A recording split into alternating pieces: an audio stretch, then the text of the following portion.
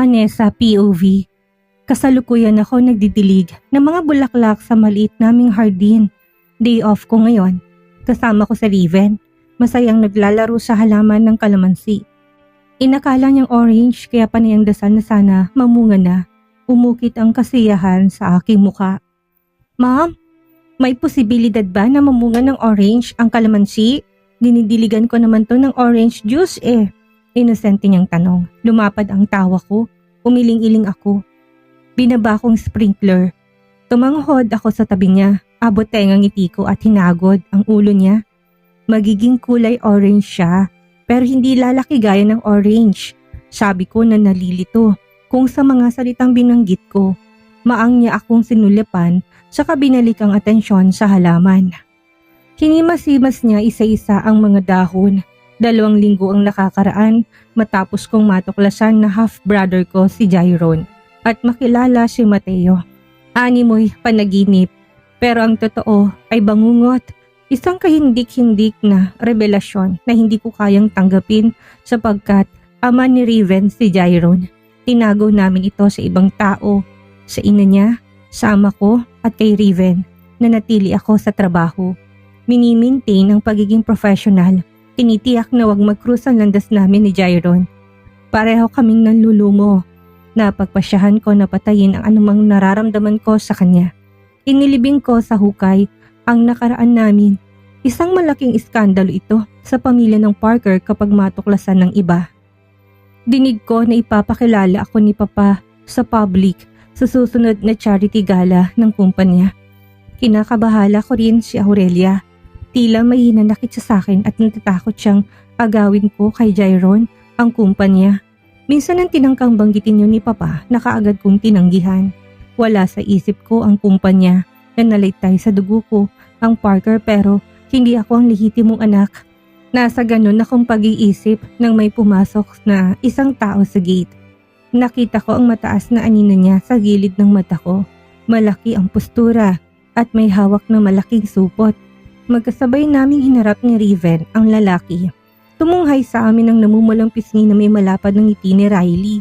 Halatang bagong ligo, bagkus basa pa ang buhok at sariwang tingnan. Malinis ang suot niyang pink plain na t-shirt na pinaresa ng pantalon at flip-flops.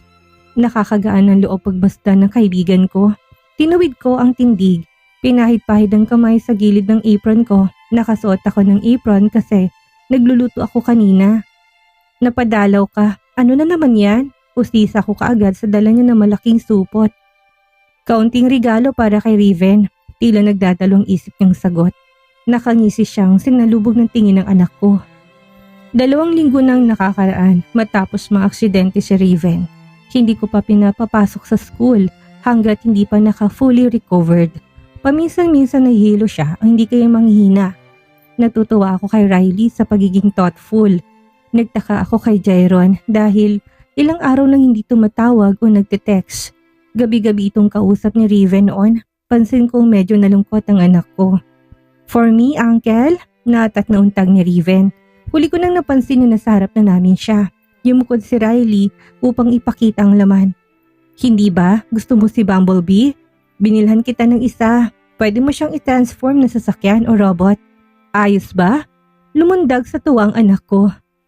Malawak pa sa kalawakan na kong ngumiti habang pinapanood sila. Wow! Thank you po, Uncle. You're so amazing. This is the best gift I ever received. Pasasalamat nito bago hinugot palabas ang malaking kahon. Natouch ako sa pa-English ng anak ko. Nagsasalita ng ganyan sa tuwing sumusobra ang tuwa. Maliit lang to, mabuti naman nagustuhan mo. Anas ni Riley habang ina-unbox ang kahon.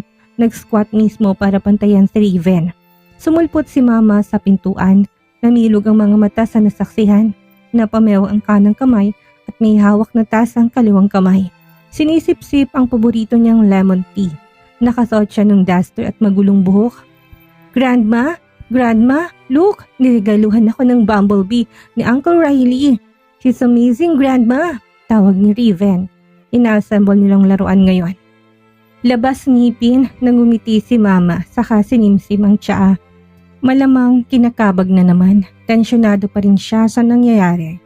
Salamat sa regalo, Riley. Palagi mong pinapangiti ang apo ko, saad niya. Wala akong problema kay mama.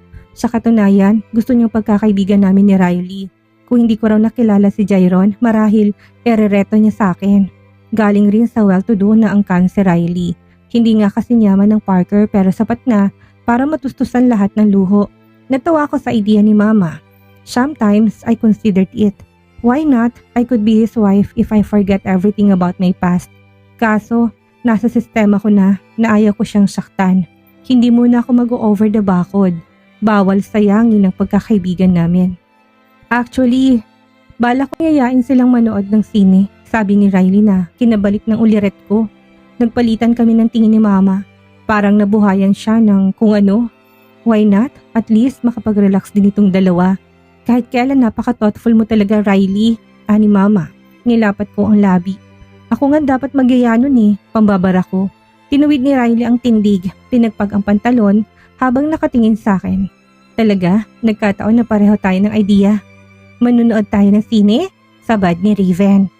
Maagap na tumango si Riley. Anong gusto mong panoorin? Yung Inside Out? Hindi kayo nagbibiro? Manunood tayo ng sine? Duda ni Raven. Humalokip-kip ako. Humayo ka na anak, aalis tayo mamaya. Seryoso kami, sabi ko. Yay! Thank you po. Tumakbo siya papasok ng bahay. Bitbit ang bagong laruan. Binalik ko ang tingin kay Riley. Banayad ko siyang binigyan ng ngiti. Mananghalian na muna tayo, yaya ni mama. Sige po tita, tumango si Riley. Sinamahan ko siyang pumasok sa loob. Tumakbo ko sa kusina, natarantang hinanda ang pagkain. Nakakahiya ng kaunti dahil nasunog ko pa ang adobong manok. Wala na ring sapat na oras para magluto. Pasensya ka na, ito lang ang ulam namin. At nasunog ko pa, sabi ko kaagad. Nahiya ako dahil chef siya. Basta edible, okay lang. Aniya na parang guro ko na kinoconsider ang mababa kong grades. Maganda itong anak ko pero sablay lang magluto. Pagpasensyahan mo na, singit ni mama. Umupo ito sa tabi ni Riley. Bumungis-ngis siya samantalang napakrus ako ng kilay. Yan ang mga ideal type ko, biro ni Riley. Muntik kong mabitawan ang bowl ng binangga ako ni Raven. Sorry mommy, mabilis itong hingin pa umanin saka umupo sa tabi ni Riley. Pinatong ko ang bowl. Uupo sana nang tumunog ang phone ko. Nataranta ako na hindi ko mahanap. Pinatong ko pala sa gilid ng flat screen TV namin. Ngumiwi ako nang lumitaw ang pangalan ni Jairon. Yes, hello, sagot ko. Anessa, can we talk? Tinangat ko ang isang kilay. May nangyari ba?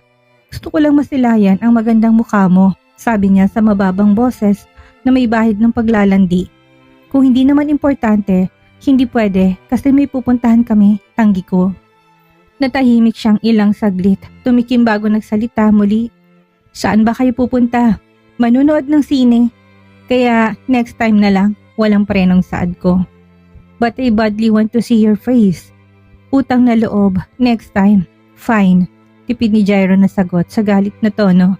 Hahanapin ko kay mamaya. Sino bang kasama mo? It's none of your business. See you tomorrow. Nainis kong pinatay ang cellphone. Mabilis na in-off ang ringtone. Ayaw kong sakyan ng kahibangan niya. Tumibis ako mula sa sinihan. Kasama si Riley at Raven. Nilisan namin ang madilim na bahagi kaya nasilawan ako sa maliwanag na lobby. Binaba kong tingin sa anak ko na hawak-hawak ang aking kamay. Nagningning pa rin sa excitement ang mga mata ni Raven. Mukhang naaliw siya sa film. Ito ang unang beses niya na pumunta ng sinihan nang makarating kami sa Pilipinas. Satisfied ha? Basag ng katahimikan ko. Sininghot ko ang amoy ng popcorn, lumundag-lundag siya sa tuwa. Natatawang yumukod si Riley. Okay, sino paborito mo sa kanila, Raven? Si Joy ba? Inger? Tanong niya sabay imitate sa karakter. Raven grinned, kinalas ang kamay para kumibit balikat. Sa palagay ko, si Fear. Nakakatawa siya, palaging takot kagaya ko. Amin ni Raven, saka tumingala sa akin na may maliit na ngiti. Kagaya mo naman si Joy, mommy. Palaging masaya. I couldn't help but to smile. Ruffling his hair. Well, thank you baby. Pero nakalimutan mo kung pinaghalong emosyon nila. Ngumiti lang si Riley. Thank you ulit sa libreng sine. Natuwa si Pasaway ngayon, sabi ko kay Riley. Wala yon. Importante masaya kayo, aniya. Matapos noon tahimik naming binaybay ang lobby hanggang sa matanaw ko ang ice cream parlor. Mag-aalas 5 pa lamang ng hapon, may oras pa para magmerienda. Alright, I said leading the way. Who's up for the ice cream? Tinasagad ni Riven ang 2 kamay. Ako, gusto ko Black Forest flavor. Hindi mapigilang tumawa ni Riley. May papareward si Joy ngayon, dagli nito. Sumilay ang ngiti sa labi ko, ramdam ko uminit ng pisngi ko. Tumaba ang puso ko at naging banayad ang loob ko. Tila tinurukan ako ng maraming good vibes ni Riley. Hinila kong kamay ni Riven at mabilis naming tinungo ang ice cream parlor. Umorder kami ng 2 ice cream. Tumanggi si Riley, kaya kami na lang ni Riven. Mababa ang sugar level ko ngayon, kaya okay lang na kumain ng matamis. Binigay ko malaking cone na may 3 scoop kay Riven na nakangiti. Tamang vanilla ice cream lang naman ang sakin. Tinaas kong kilay na makitang marumi ang paligid ng bibig ng anak ko. Umiling-iling ako. Siyempong nahigit ng mga mata ko ang isang anino. Inikot kong sarili. Hayun, lumitaw sa harap ko si Jairon. Nakakasulasok niya akong tinignan sa mga mata. My heart skipped a beat. Ninervyos bigla na guilty ako sa batas school na pagpatay ng tawag niya kanina. Dad! Panira ng isa na ni Riven. Sinugod niyang ama ng palundag-lundag. Jairon's face softened, a hint of a smile, slipping past the stiffness. He crouched down, meeting his son height. Hey buddy, ice cream at this hour, huh? Naningkit ang mga mata niya sa hawak nitong ice cream. Naningkad ang pagiging Koreano ni Jairon na walang pagiging Amerikano o Filipino sa anyo ngayon. Sa haircut niya na parang si Cha Yun-woo ay lalo siyang gumagwapo. Idagdag pa ang suot niya na gray bottom-up shirt at black slack. Pakiramdam ko, nafo-fall all over again ako. Magtimpi ka Anessa. Sinumbatan kong sarili. Nilibre ako ni Mommy dahil sinabi kong pareho sila ni Joy, ani Riven. Inosente sa namumuong tensyon sa pagitan namin. Joy? Untag ni Jairon. Tumayo siya. Nanood kami ng Inside Out. Si Riley ang sumagot. Inangat ni Jairon ang tingin kay Riley. Hindi ko inasahan na titingnan niya ng matalim ang kaibigan ko. Ganon. Hinila niya palapit si Riven sa kanya. Salamat sa pagsama sa kanila. Ang totoo, ako ang nagyayaya. Maang natugon na kaibigan ko. Mabuti naman na kumbinsi mong mag-ina ko. Tapos na ba kayo? Pwede ko na bang hiramin ang mag-ina ko? Sabi ni Jairon sa mataas na boses. May bahid ng inis sa kanyang tono. Parang gusto niyang suntukin si Riley. Riley is a good friend. He always accompanies me. Hindi ko natapos nang bigla akong hinila ni Jairon papunta sa kanya. Yeah, he's really a good friend. But it's not right to go on a date with someone who's taken. Asik niya. What are you talking? Of course, kaibigan ko siya. Kaya normal lang na magbonding kami ng ganito. Saka hindi to date. Pangatwiran ko. Pilit kong inaalis ang braso sa kamay niya. Hindi to date? Halos magmukha kayong happy family eh. Ako dapat ang nasa posisyon niya. Wika ni Jairon. Naalarma ako. Parang nagsaselo siya. Ang dumi ng isipan mo, Jairon. Can you please let me go? Pinahihiya mo naman ako sa kaibigan ko eh. From now on, you should ask permission whoever you go with. Katulad ng ganitong okasyon, motoridad niyang pataw. Sumidi ang galit ko. Sino ba siya para hingaan ko ng pahintulot? Hindi mo ko pagmamayari para gawin yun. Kontra ko. Pero empleyado kita. Personal na buhay ko na to.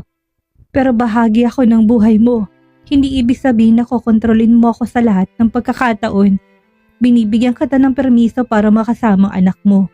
Pero hindi ang ikulong ako, madiin kong pahayag. Tinaboy ko ang kamay niya nang niluwagan niya yon. Magkaibigan kami ni Anessa. At wala akong masamang intensyon sa kanya. Pag mo sana kami pag-isipan ng masama, rason ni Riley. Tensyonado na rin to, kinuyom ko ang mga palad. Gusto lang kitang protektahan, masama ba yun? Pagdadahilan ni Jairon. Natigilan ako, ilang sandali rin yun hanggang sa tumulo sa kamay ko ang natutunaw na ice cream. Kilala ko si Riley at wala kang dapat na ikabahala sa kanya. Ayoko lang malaman isang araw na sumama ka na sa lalaking to. Bulyaw ni Jairon sa mukha ko. Baliw ka ba?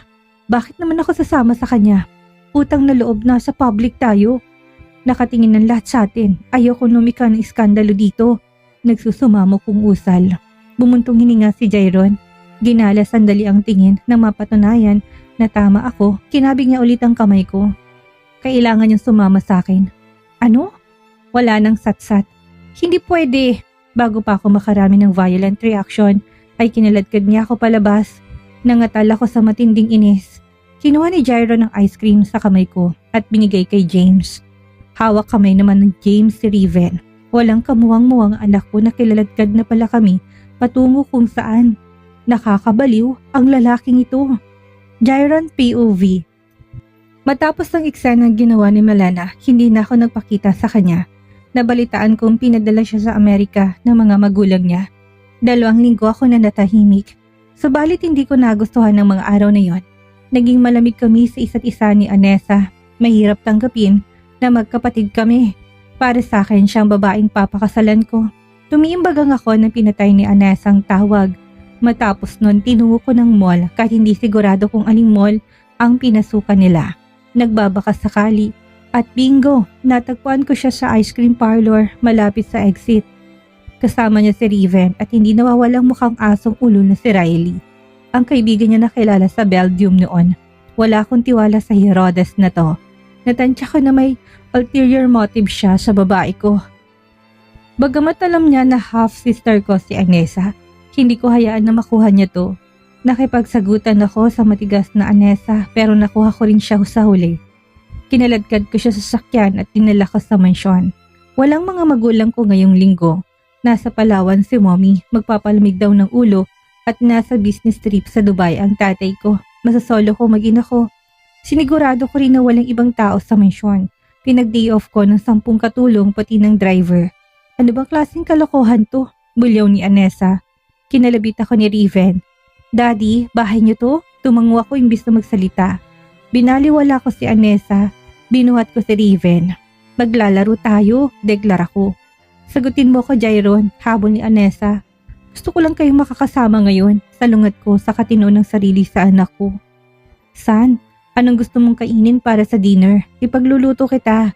Nag-aanilangan ako dahil hindi ako magaling magluto, pero susubukan ko. Talaga? Kung ganun matitikman namin ni Mommy ang luto nyo. Siguro mas magaling ka kaysa kay Uncle Riley, nasasabik na pahayag ni Raven. Umismid si Anessa, parang pinipintasan niya. Maghintay ka, ipapakita ko sa'yo ang galing ko.